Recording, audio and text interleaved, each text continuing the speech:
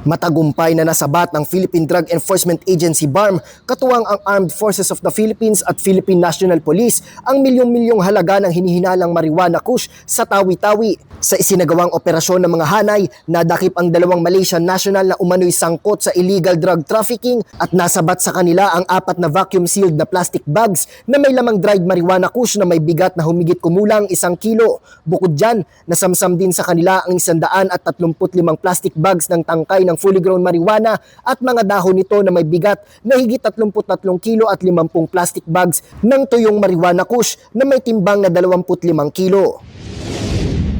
Timbog naman ang 5 suspect na sangkot sa pagbebenta ng iligal na droga sa magkakahiwalay na operasyon ng pulisya sa lalawigan ng Bulacan.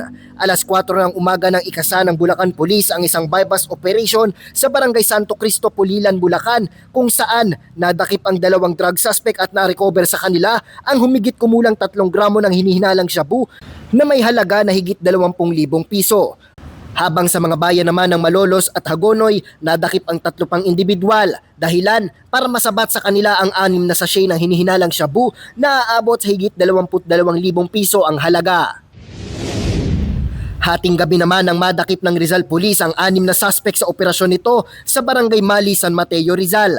Nasamsam sa mga suspect ang 4 na plastic sachet ng hinihinalang shabu na may bigat na higit 30 gramo at nagkakahalaga ng higit 211,000 piso.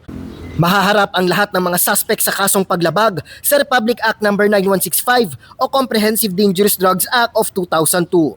Nauuna sa balitang totoo at laging bago, Jap Regala, Alauna sa Balita, Congress TV.